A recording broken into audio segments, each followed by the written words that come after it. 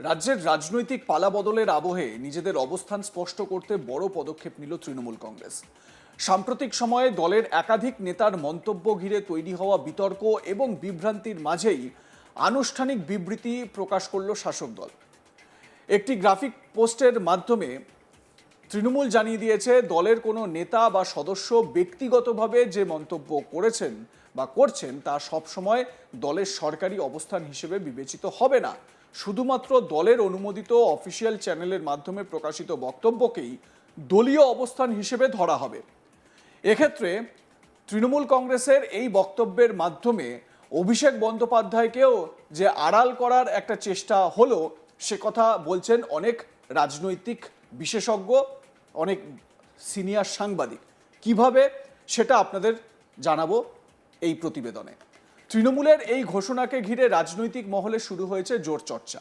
কারণ গত কয়েক সপ্তাহে বিভিন্ন ইস্যুতে দলের নেতা মন্ত্রীদের একাধিক মন্তব্য সংবাদ মাধ্যম এবং সোশ্যাল মিডিয়ায় ছড়িয়ে পড়ে। সেই সব মন্তব্যের মধ্যে কিছু নিয়ে বিতর্কও তৈরি হয়। অনেক ক্ষেত্রেই সাধারণ মানুষের একাংশ সেই বক্তব্যকে তৃণমূল কংগ্রেসের সরকারি মতামত বলে ধরে নিতে শুরু করেছেন। ফলে রাজনৈতিক স্তরে বিভ্রান্তি বাড়ছিল বলেই মনে করছে ওয়াকিবহাল মহল।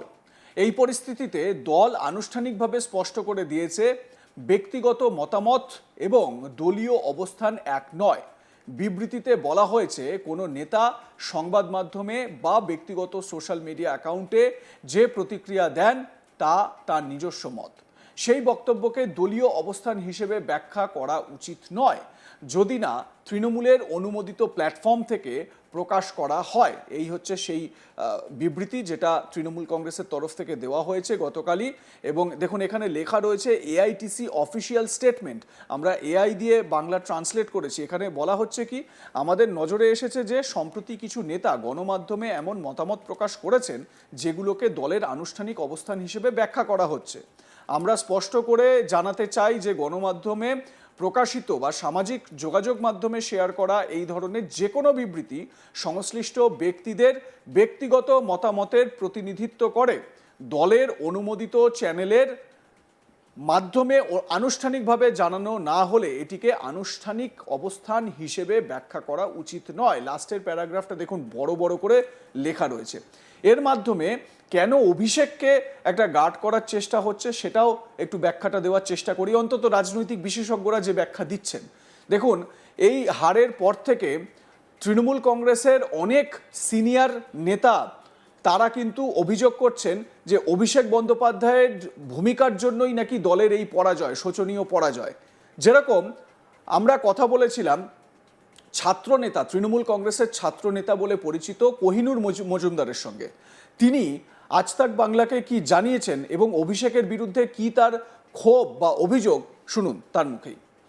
অভিষেক বন্দ্যোপাধ্যায়ের ওই ক্যাম্পেইন ভিডিও যদি নাচ চলে, ওই ভিডিও তার বদলে অনুব্রত মণ্ডলের চললে, অনুব্রত মণ্ডল শান্তিতে করতে পারলো না রাজনীতিটা,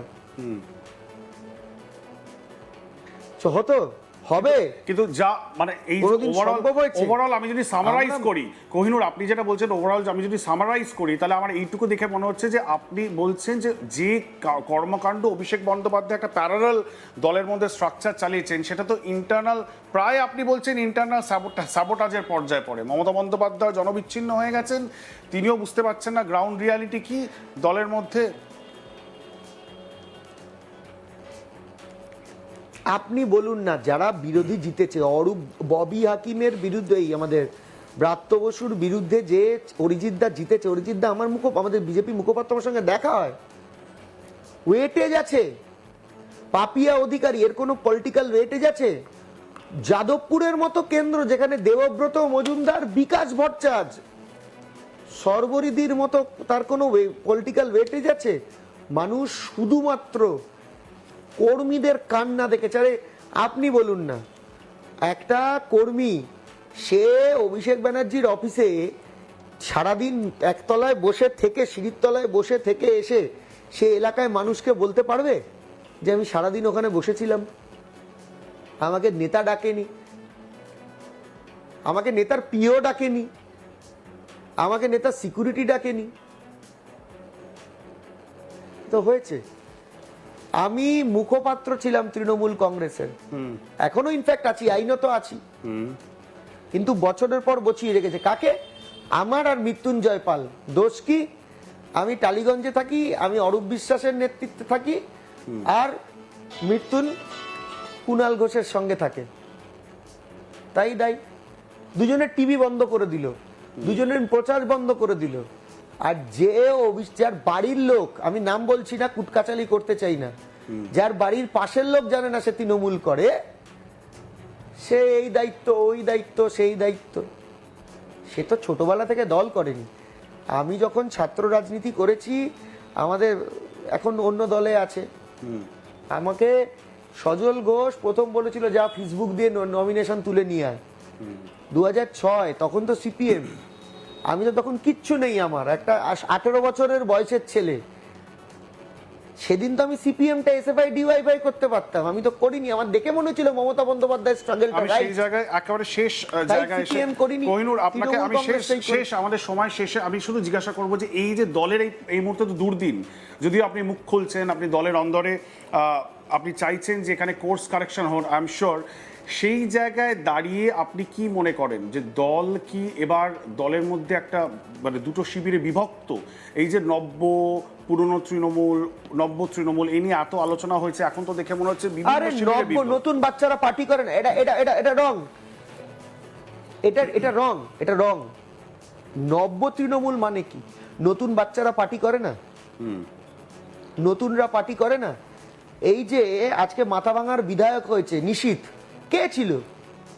এই নিশীথের উৎপাতে, নিশীথ প্রামাণিক ছিল অভিষেক বন্দ্যোপাধ্যায়ের 1 নম্বর নেতা। এর উৎপাতে রবি ঘোষ এন্ড কোম্পানিরা পাগল হয়ে গেল, মমতা ব্যানার্জি ওকে তাড়াতে বাধ্য হলো। কে যোগ দিয়েছিল? নব্য পুরনো বলে কিছু হয় না, তৃণমূলে সবাই তৃণমূল, কিন্তু বেসিক তৃণমূল অর্থাৎ হচ্ছে তৃণমূল, কর্পোরেট নয়। আইপ্যাকে গিয়ে আইপ্যাককে ইমপ্রেস করে, তবে তুমি Impress through any other way, Impress করে তুমি তৃণমূল কংগ্রেসকে রিপ্রেজেন্ট করতে পারবে, it is a wrong way. আর সোজা বাংলায় ভাই, বাংলার মানুষ তৃণমূল কংগ্রেসকে পছন্দ করে কি করে না এটা পরের প্রশ্ন। বাংলার মানুষ অভিষেক বন্দ্যোপাধ্যায়ের এই অহংকারকে পছন্দ করে কি করে এটা পরের প্রশ্ন। প্রথম প্রশ্ন হচ্ছে যে আপামর মমতা বন্দ্যোপাধ্যায়ের যারা কর্মী ছিল, যারা মমতা বন্দ্যোপাধ্যায়ের জন্য প্রাণ দিতে পারত, তারা অভিষেকের এই ব্যবহারে ক্লান্ত, এবং তারা নব্য হোক পুরনো হোক, তারা মমতা ব্যানার্জির ফলোয়ার, কোনো বেসিক লিডারের চামচা বৃত্তি করতে পারে না। তাহলে কোর্স কারেকশন কি হওয়া উচিত? লাস্ট প্রশ্ন, কোর্স কারেকশন কি হওয়া উচিত তৃণমূল কংগ্রেসে? তৃণমূল কংগ্রেসে কি ভাঙন হতে চলেছে? দেখুন, তৃণমূল কংগ্রেস তো গ্রাউন্ড লেভেলে আছে বলে আমার আর মনে হচ্ছে না, আমি বলছি আবার আছে বলে মনে হচ্ছে না, কিন্তু অভিষেক বন্দ্যোপাধ্যায়ের নেতৃত্বে আমি কেন, কেউই আর তৃণমূল কংগ্রেসটা করতে পারবে না। শুধু কোহিনূর নন, আরও অনেক তৃণমূল নেতা যারা অভিষেক বন্দ্যোপাধ্যায়ের নেতৃত্ব নিয়ে প্রশ্ন তুলছেন। আর ঠিক এই জায়গা থেকেই অভিষেকের এই বিরুদ্ধে যে প্রশ্নগুলো উঠেছে, এই গার্ড করার জন্যই কি তৃণমূলের এই অফিসিয়াল বিবৃতি? আপনারা জানেন মমতা বন্দ্যোপাধ্যায় কালীঘাটে মিটিং করেছেন এবং সেই মিটিং থেকে অভিষেকের খুব প্রশংসা করেছেন। তিনি বলেছেন অভিষেক হার্ডওয়ার্ক করেছে। কোথাও কি অভিষেক বন্দ্যোপাধ্যায়কে গার্ড করার জন্যই এই ব্যবস্থা? আপনারা কি মনে করেন জানাতে ভুলবেন না। দেখতে থাকুন আজ তাক বাংলা, সাবস্ক্রাইব করুন আমাদের ইউটিউব চ্যানেলটি।